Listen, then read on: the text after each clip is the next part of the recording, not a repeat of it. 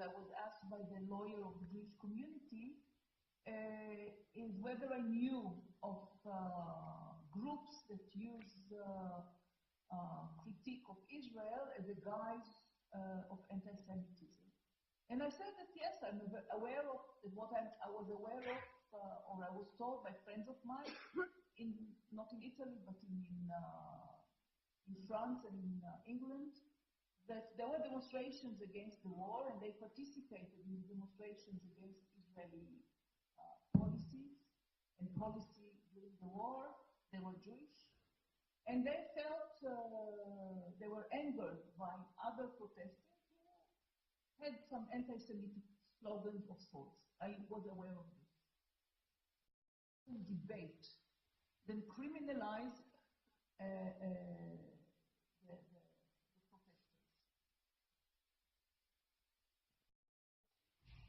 This introduction is necessary because, for two reasons. First is because, indeed, the tendency to use and abuse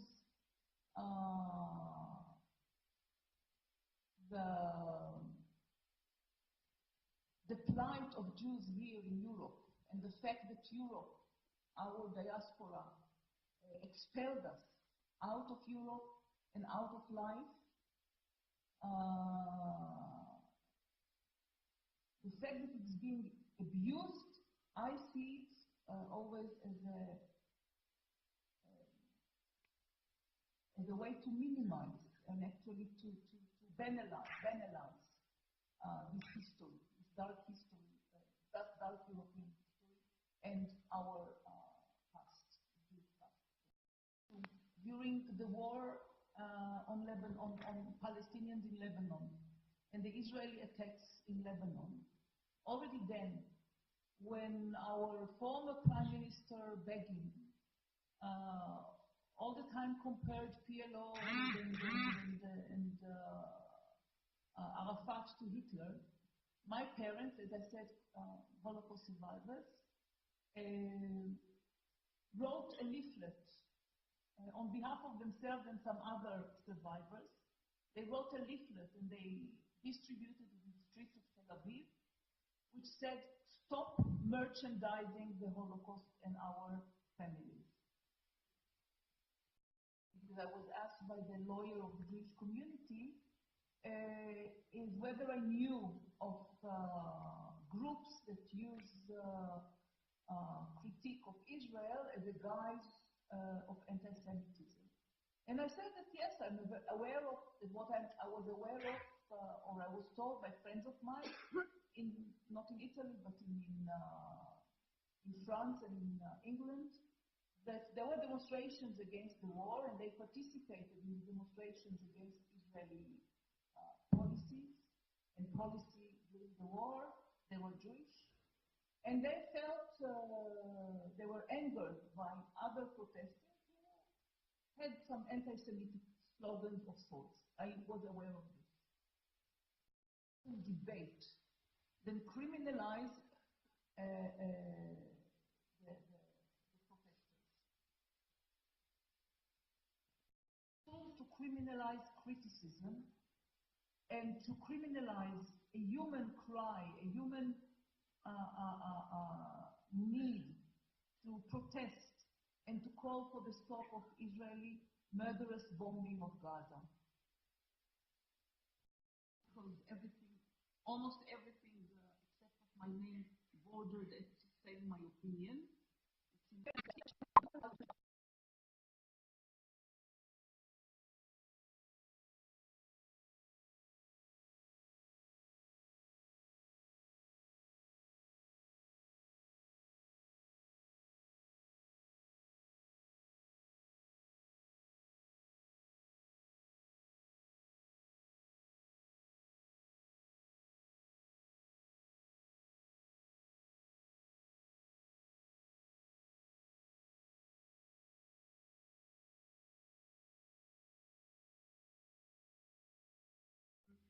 Gaza, let alone during wars, but I kept close contact with people that I know and others to get information about the Israeli attack, construct, and I also, of course, relied on reports of all sorts of organizations, starting with the UN, with Israeli human rights organizations and Palestinian organizations, to write every day about the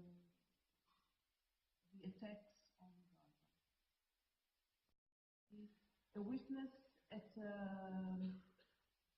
trial that took place, a session that took place yesterday in Vercelli. Two Italian guys were indicted with anti-Semitism because they hung a banner protesting and condemning Israel for the war in 2014. They hung the banner on the fence of the Jewish community in Vercelli. And this is why they are indicted by anti-Semitism.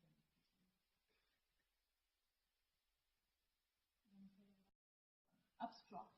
And I'll come to some examples which relate to my daily work and which are examples of the post-truth era through my work. And maybe not, yeah. You mentioned before the Ambassador Friedman. I forgot his first name. David Friedman, who is the ambassador, and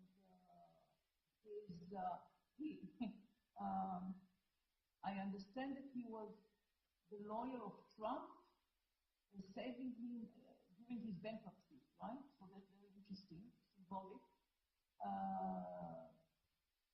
But also we know that he's a supporter of settlements, and that he donated money to the settlement of this area, which is near Ramallah, and on the land of villages that are in the vicinity of Ramallah. But this is also why we are so frightened back home. Is that because when you don't need to pretend, it means you don't have borders. There is nothing that stops you from achieving your instrumentalist, nationalist, narcissist goals.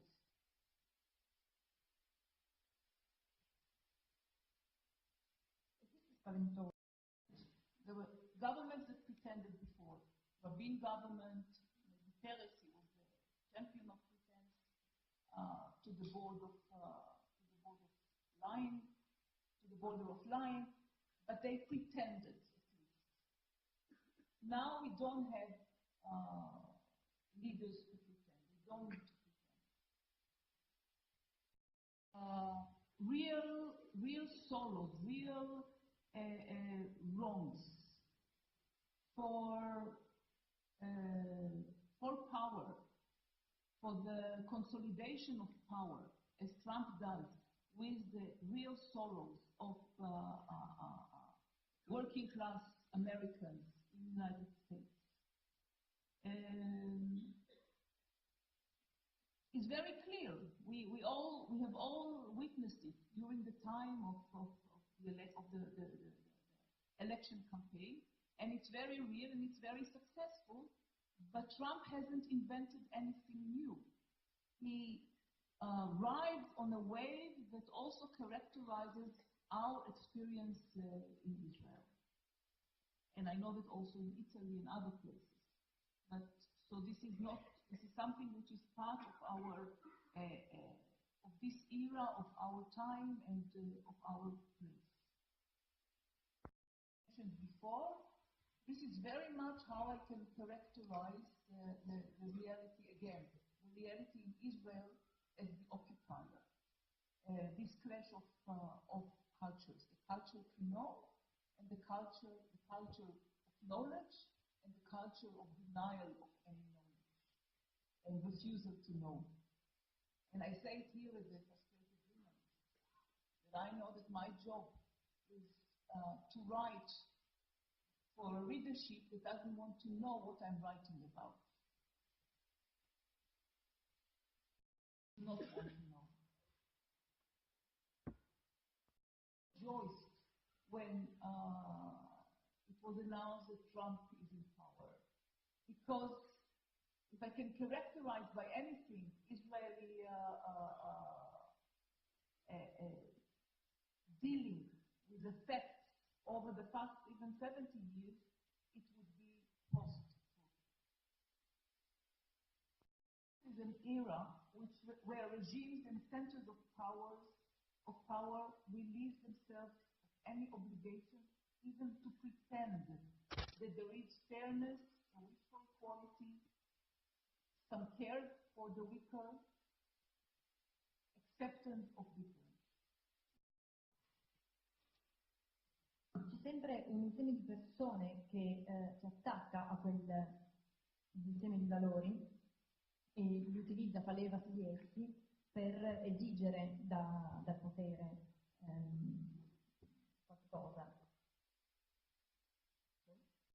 If we look closely at the last two terms of Netanyahu in power, especially the last one, we can characterize the Israeli regime under him, under Likud and the Jewish home, the ultra-nationalist and religious party, we can characterize them as lacking of pretense. They don't have to pretend. They don't have to pretend that they are any more connected to what we saw as a very clear set of values, very clear Jewish set of values, which saw the care of the other and fairness and equality and morality as something inherent in our tradition. To criminalize criticism and to criminalize a human cry, a human